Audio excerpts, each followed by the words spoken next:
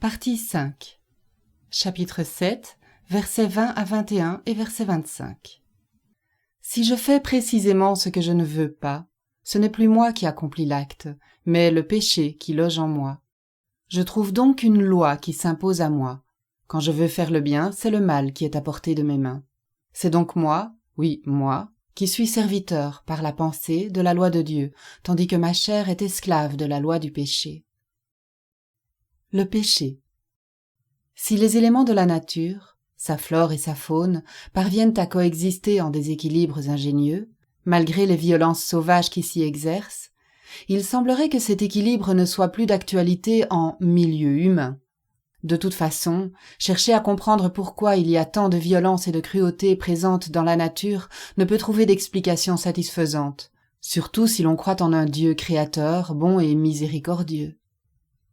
Un mythe exposé dans les premiers livres de la Genèse a bien tenté un récit qui réponde aux interrogations angoissées des humains d'alors, celui bien connu du péché d'Adam et Ève. Nous pourrions penser, comme tant d'autres, que ce récit est définitivement dépassé, qu'il ne fait plus sens.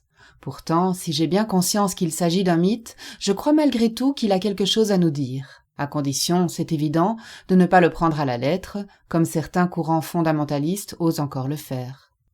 Les écrits d'un Philon d'Alexandrie, par exemple, nous prouvent qu'il y a 2000 ans, un juif faisait déjà une lecture allégorique de la Bible. Et ne parlons pas d'Origène, IIIe siècle, ni de saint Augustin, Ve siècle, dans ses Confessions, ni de ces autres pères de l'Église qui tous y eurent recours pour élever le texte au-dessus de la lettre. Tous ces témoins avaient mission de conduire les auditeurs lecteurs sur le chemin menant à la bonne porte. Le pas de l'éveil franchi, on entrait sur la voie de l'entendement anagogique, spirituel.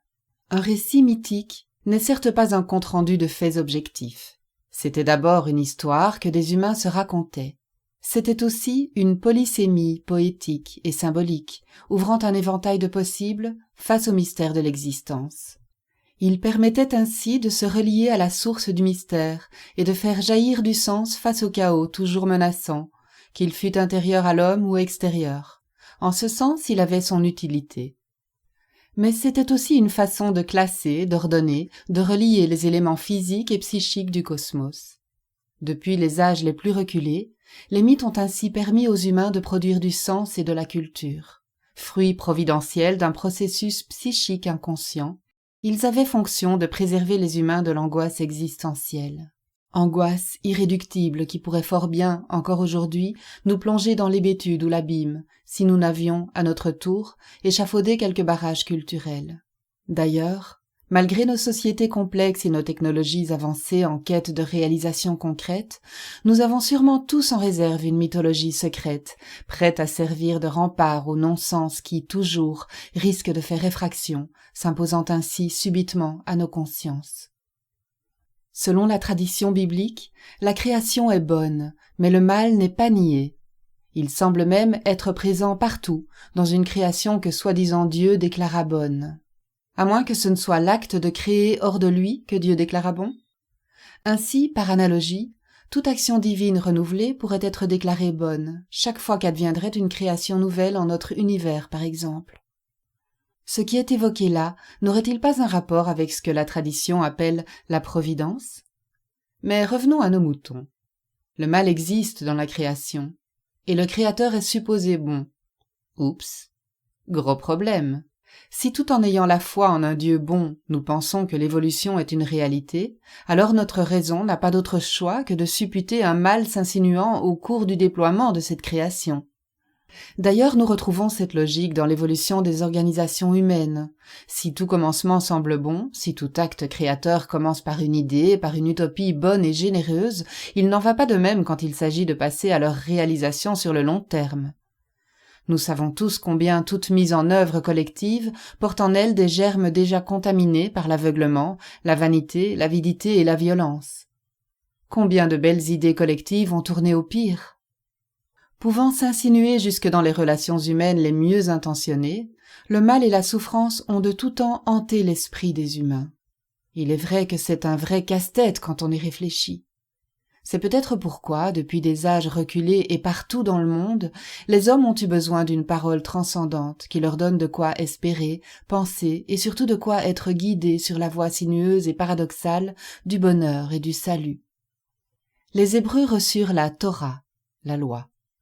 Ce don, ils l'attribuèrent au Dieu, Yahvé.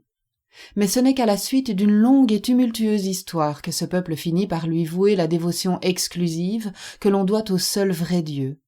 La parole reçue de ce Dieu unique fut dès lors censée éduquer l'entendement d'Israël dans sa quête de sagesse. Écoute, ô Israël. La tradition hébraïque considéra en effet que seule la loi, remise par Dieu à Moïse, pouvait aider l'humanité à se libérer de l'emprise tragique du mal. Combien de fois ne lit-on pas dans la Bible cette déclaration « Rendez droit vos chemins tortueux », ce qui signifiait implicitement « Revenez à l'étude de la Torah et essayez d'entendre ce que Dieu veut pour votre salut ». Quand Jésus fit son apparition en Galilée puis en Judée, malgré leurs profondes divergences théologiques, tous les scribes et religieux s'accordaient au moins sur ce point. L'étude de la loi de Dieu et de la parole des prophètes mène à la sagesse et sauve l'homme. Mais lorsque la parole de Jésus se fit entendre dans les rues, il devint rapidement un problème majeur, et même un scandale insupportable pour tous. Par exemple, ses invectives envers les pharisiens qu'il traitait d'hypocrites, ce qui signifie comédiens, ne pouvaient être immédiatement audibles. On le comprend, car n'était-il pas extrêmement soucieux de respecter la loi? Jésus les offensait injustement. Cela les mettait en rogne, incompréhension totale. Pourtant, la parole de Jésus avait, et a toujours, une fonction précise, nous décaler par rapport à nos belles clartés et autres évidences, qu'elles soient psychologiques, morales, religieuses ou idéologiques. Elle nous enseigne qu'aucun humain, aussi pieux soit-il, aussi désireux d'être fidèle à une loi ou à une noble idée, aussi sage ou fraternel soit-il, n'est capable d'être à la hauteur de ce qu'il prône lui-même. Elle met en lumière une humanité qui ne cesse de dévoyer ou de dégrader ce à quoi elle aspire de tout son être, mais sa parole interpelle également tout humain imparfait qui pourtant se permet de juger pour condamner les autres. À moins de se mentir à soi-même et aux autres, à moins d'être enfermé dans des contorsions aveugles et sourdes, tout homme un peu conscient a pu vérifier dans sa propre vie la présence de ces types de vices et de prétentions. Cela relativise un peu la valeur réelle de nos actions et autres engagements. Mais la parole de Jésus, dans sa fonction de clarté, fut et est toujours si mal entendue que cela produit encore aujourd'hui des contresens terribles. Sa parole intraitable, et pourtant aimante et bienveillante, qui devait sans faiblir révéler l'impuissance et la misère de l'homme afin de lui ouvrir la voie menant hors du jugement, fut et est encore récupérée par beaucoup de ceux qui se réclament de Jésus. Et récupérer pour quoi faire? Pour réinstaurer ce que lui-même avait dénoncé. La morale injuste et écrasante des vertueux, la loi qui sert la mort et non la vie, la parole de justice qui justifie l'inaptitude des maîtres au pardon et à la miséricorde, la tristesse au lieu de la joie, etc. Malentendu encore et toujours, vanité des vanités. Et même s'il s'avère, avec un peu de conscience ouverte et beaucoup de bonne volonté, que l'on commence à entendre ce que Jésus cherche à nous dire, des questionnements critiques demeurent. Comment nous libérer du jugement tout en demeurant dans la droiture? Comment sortir de la défiance qui semble donner sa tonalité aux relations humaines partout dans le monde? Comment nous libérer du personnage, de notre rôle social ou familial, quand cela garantit notre place dans l'ordre du monde comme il va? Cela semble impossible. Croire cela possible serait la pire des illusions. Relisez le Sermon sur la montagne et tout ce qui suit, et vous verrez. Qui peut ne pas juger autrui? Qui peut ne pas mesurer? Qui peut ne plus jouer la comédie du monde? Qui peut échapper aux logiques et règles injustes qui régissent les sociétés humaines? Aller par là, ce serait croire la pureté possible, ou ce serait prendre le risque d'être jeté hors du monde. Et puis quoi ensuite? Devenir un marginal asocial, un raté psychorigide, un paumé vertueux, un doux rêveur? Décidément, ce Jésus nous emmerde. Trop compliqué. Paul savait tous ces écueils, d'expérience, lui qui persécuta les disciples de Jésus en croyant bien faire au nom de la loi, lui qui goûta l'humiliation et tomba, le nez dans sa propre misère.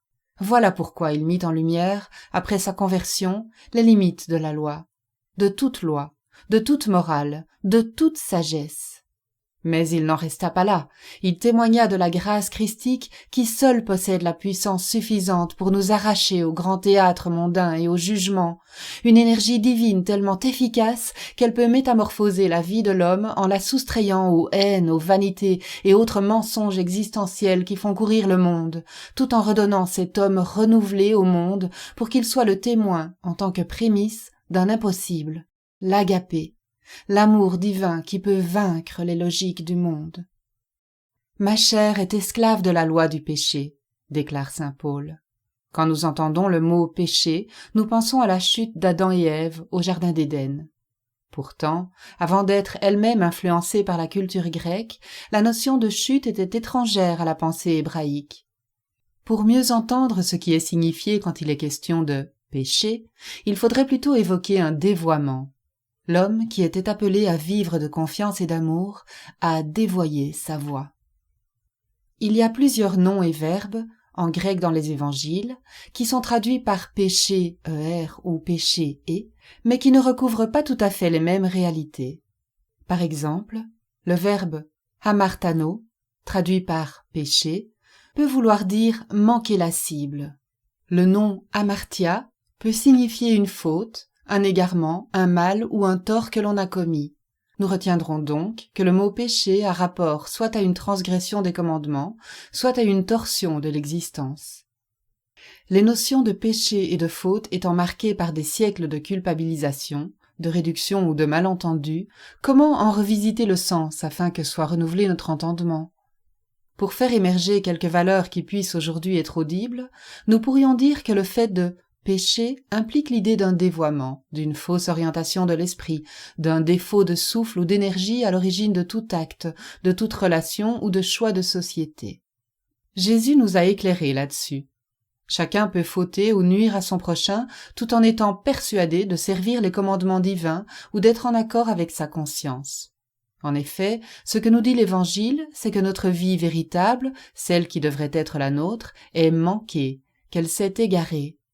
Mais notre existence n'est pas seulement marquée par une déviance et par l'ignorance, agnoéma. Elle montre aussi des signes de défiance et de ressentiment. Car si notre vie véritable est manquée, cela signifie aussi que notre désir est marqué d'un manque à être. Ce manque à être ne peut qu'engendrer de la frustration, et la frustration du ressentiment, et le ressentiment une fermeture. D'où cette défiance généralisée qui nous empêche de croire la vie vivante. Mais peut-être que la défiance était déjà là, présente au tout début de notre relation aux autres. Sinon, pourquoi refusons-nous d'embrasser la vie qui donne de quoi vivre ? Pourquoi cette impossibilité de croire vraiment l'acte ou la parole d'autrui ? Peut-être qu'au commencement de sa vie, l'enfant que nous étions n'a trouvé personne qui lui permette de mettre sa confiance dans l'existence des autres. À sa naissance, la défiance meurtrière était certainement déjà là, à l'œuvre dans son entourage. Et peu à peu, elle l'a contaminé. Ainsi, il est fort probable que la défiance soit présente au début, au milieu et à la fin d'une vie humaine. Dès lors, c'est comme si nous avions à vivre une vie faussée pour avoir été dans l'impossibilité de nous nourrir de souffle et de paroles de vie en confiance. En conséquence de quoi, c'est un autre souffle qui est venu régir notre vie. Une vie non seulement faussée, mais tournée vers la suspicion et le meurtre de la vie. C'est en tout cas ce que semble dévoiler la présence de Jésus telle qu'elle est dépeinte dans les évangiles. Dans l'expression « le péché conduit à la mort », par exemple, il ne s'agit pas de la mort naturelle, biologique, propre à toute condition animale, mais bien d'une mort au cœur même de l'existence humaine par manque de souffle divin. Une mort à l'origine même de notre être au monde, qui nous barre le chemin de la vie véritable, faute de savoir recueillir l'amour divin. C'est là le lieu où s'origine le mal, dont la cause est un défaut d'énergie ou de souffle. J'apporterai des arguments qui soutiendront cette lecture tout au long de ma proposition. Ainsi, le péché, ce serait quoi ? Il est possible de dire que le péché, c'est la perversion du vivant, et de tout ce qui pourrait nous permettre d'être vivants entre nous. C'est la perversion de la loi quand elle ne peut plus servir l'ascension de l'humain vers la tendresse, ni le protéger contre la violence et la destruction, mais quand elle y contribue au contraire, en aggravant l'exclusion ou la faute d'exister. C'est cette perversion de notre rapport au souffle vivant qui nous enferme en toute inconscience dans le mal, la faute, la violence, et nous tourne contre la vie, contre autrui, mais aussi contre soi-même. Et penser que les droits de l'homme et la justice humaine puissent y suffire revient à ne pas entendre le lieu d'où Jésus agit et parle, ni ce qu'il éclaire. Et Paul de le confirmer.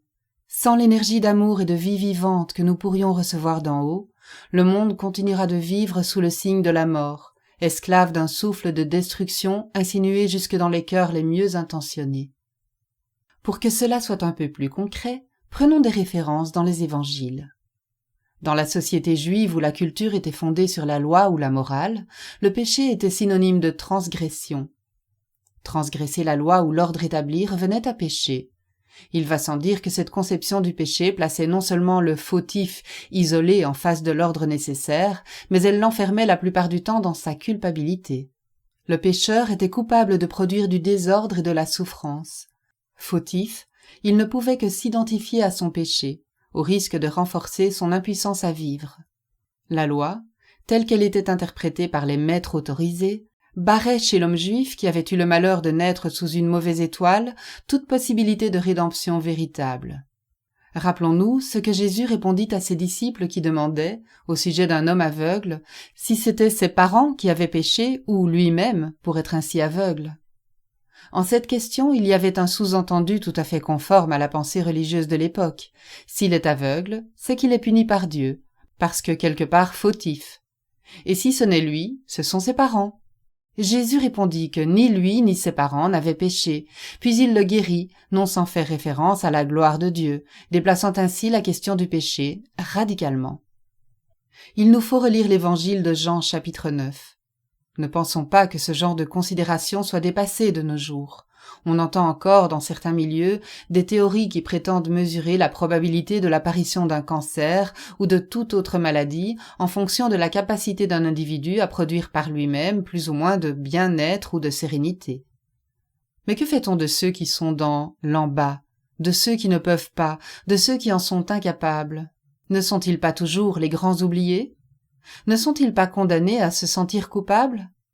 Ce que les maîtres d'alors n'entendaient plus, ce que les maîtres d'aujourd'hui n'entendent toujours pas, c'est que Dieu est amour. Si Dieu est amour, tout ordre, toute loi, toute praxis prétendant servir l'homme doivent être fondés sur cet amour. Un amour donnant la vie, condition primordiale de tout le reste. C'est parce qu'en ce domaine demeure toujours une surdité que dans ses lettres saint Paul introduit une dimension supplémentaire lorsqu'il évoque le péché. L'homme pêche car il manque la parole. Il ne l'entend pas en ce qu'elle dit et donne. Il suffit de lire l'évangile de Matthieu au chapitre 23 pour se rendre compte combien Jésus était conscient de ces dérives. Il les dénonça avec force. Mais la chose, en ce qu'elle avait d'accablant pour l'individu, n'était même pas pensée, car la bonne conscience de ces quelques-uns qui prétendaient parler dans l'intérêt de la cité et de la nation juive n'envisageait même pas l'éveil du peuple. Comptait seulement une instruction qu'il adapte à l'ordre nécessaire. Cet ordre nécessaire ne pouvait produire en définitive que des interprétations sévères et des exclusions meurtrières, en toute bonne conscience, puisque la loi ainsi interprétée l'exigeait pour le bien de tous. Cette récupération de la parole fut sévèrement dénoncée par Jésus. Il ne voulait pas détruire l'ordre ni la loi, il les savait nécessaires en l'état, mais il visait un par-delà ces sages interprétations, un par-delà qui ne divise plus entre vertueux et débauchés, entre hommes pieux et mécréants, entre chanceux privilégiés et tous les autres, nombreux.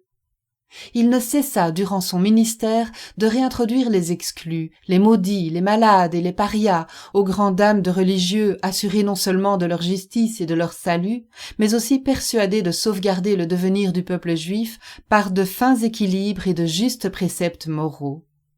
On ne se rend plus compte aujourd'hui combien ces propos sur le péché mettaient sérieusement l'ordre établi en péril. Si les estropiés, les aveugles, les mendiants et tous ces maudits ont droit d'entrer au royaume de Dieu, où allons-nous? Dans l'évangile de Jean, nous trouvons en effet cette déclaration de notables religieux. Parmi les notables ou parmi les pharisiens, en est-il un seul qui ait cru en lui? Il y a seulement cette masse qui croit en lui. Elle ne connaît pas la loi, ce sont des gens maudits. Jean, chapitre 7, versets 48 et 49. Or, Jésus fit bien plus que réintroduire dans la cité des individus rejetés. Il fit paraître la valeur de chaque personne, de chaque singularité, qu'elle soit malade, infirme, démente, intolérable. Du point de vue des justes, Jésus subvertissait la loi. Du point de vue de Jésus, le péché n'était pas là où les justes le croyaient, intolérable. Du point de vue des pacifiques, Jésus était un violent, intolérable, mais lui voyait la violence aveugle chez ces pacifiques.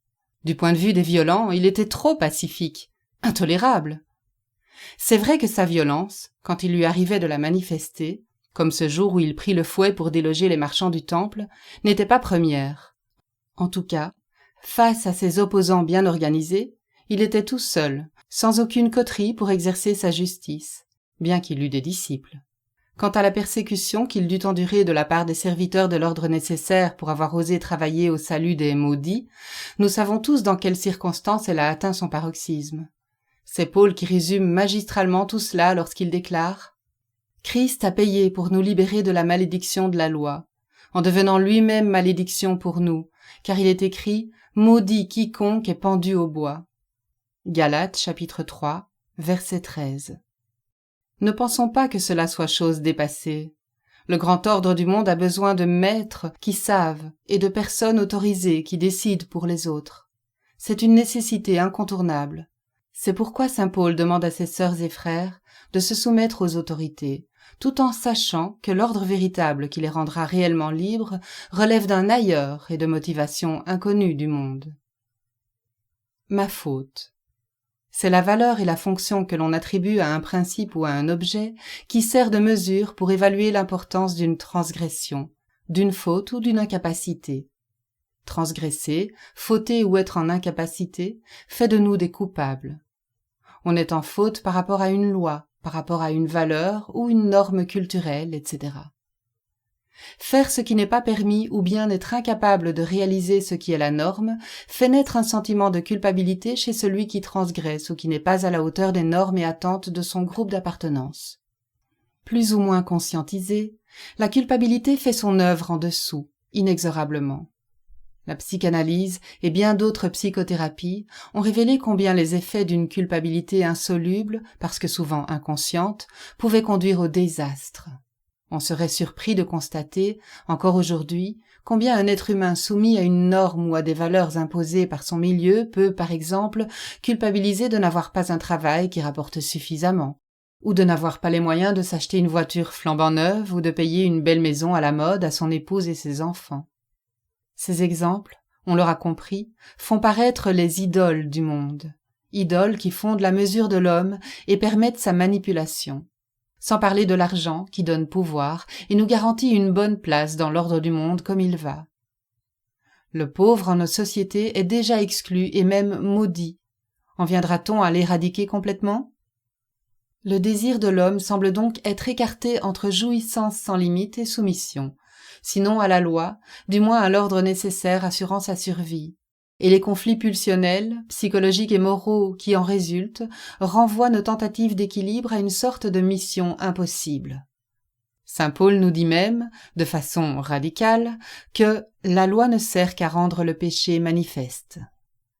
L'homme n'a-t-il donc aucune solution à sa portée pouvant lui permettre de résoudre ce conflit qui le divise quand il subit le mal en même temps qu'il le pratique, tout en voulant le bien ?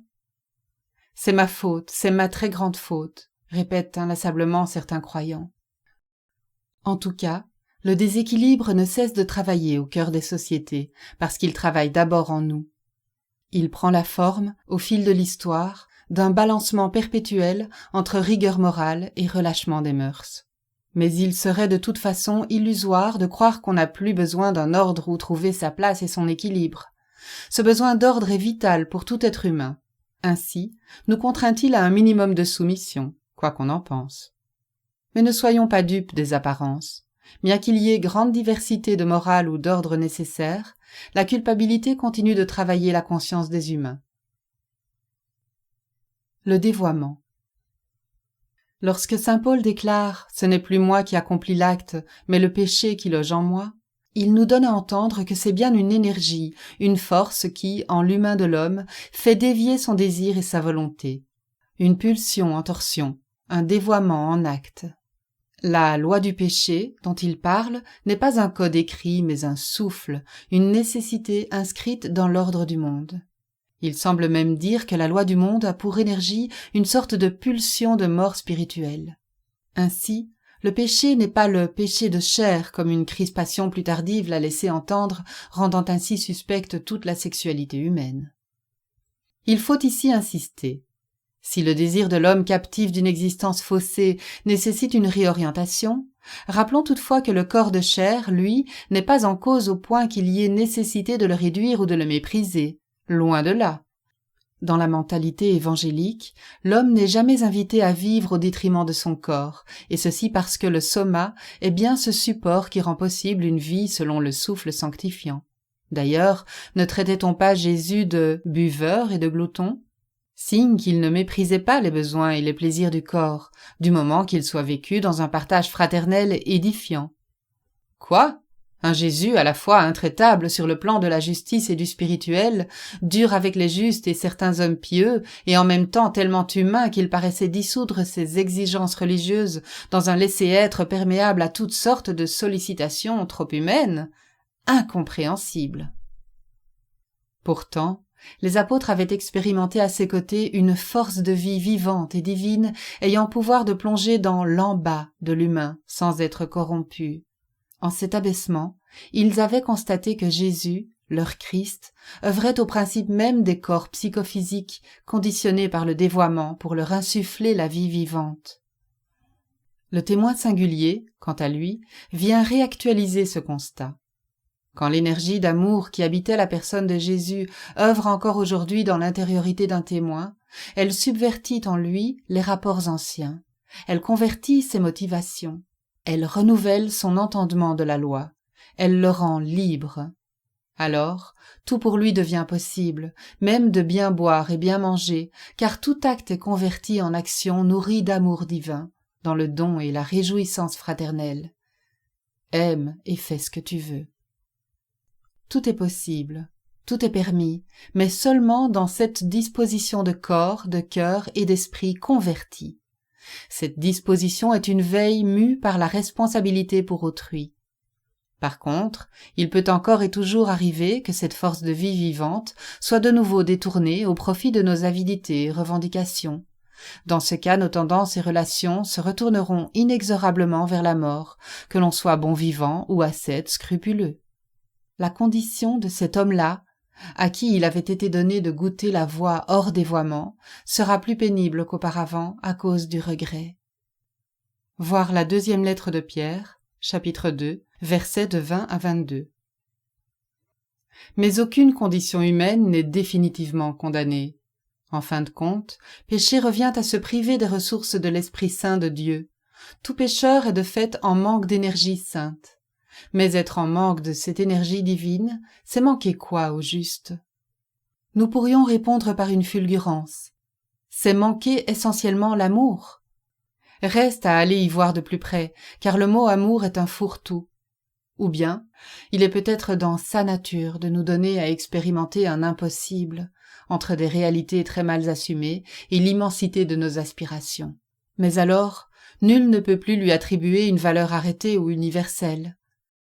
Si Dieu est amour absolu, infini et inconditionné, cet horizon semble pour nous toujours repoussé. Il nous déborde infiniment, nous qui vivons dans le fini. Et si l'amour de Dieu est absolu, nos amours humains ne peuvent l'égaler. Ils demeurent prisonniers du relatif. Pourtant saint Paul affirme qu'un accès à l'amour divin est possible. Alors quoi? Le péché originel. Toujours dans la perspective d'élargir, pour notre aujourd'hui, le champ d'interprétation concernant le péché, il nous faut reconsidérer la notion de péché originel. Le concept envisagé par saint Augustin ne tient plus. Pourquoi? Parce que nous savons que l'humanité n'a pas eu à proprement parler de commencement. L'archéologie préhistorique nous apprend que les foyers d'humanité étaient multiples.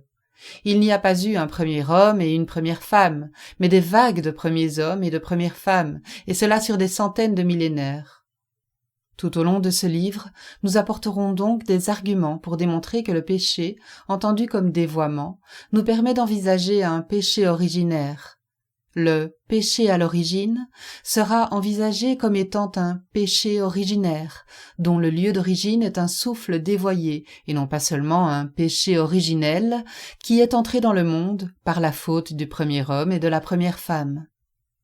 Il n'y a jamais eu de première femme, ni de premier homme, seulement des hommes et des femmes premiers dont l'origine se perd dans la nuit des temps. Ainsi, la notion de péché originel, supposant un événement précis, la désobéissance un jour J, n'est plus envisageable. Par contre, la notion de péché originaire nous permettra de descendre dans ce lieu, en nous, où le souffle de Dieu, l'Esprit Saint, est détourné, dégradé à l'origine même de notre pulsionnel. Dans un même mouvement, c'est également la notion de chute qui ne peut éviter d'être mise, elle aussi, en question.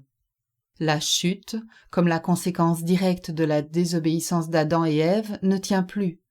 Par contre, la chute, envisagée sous l'angle d'une chute de tension, d'état énergétique dégradé et d'un chemin d'humanité dévoyé, retiendra notre attention.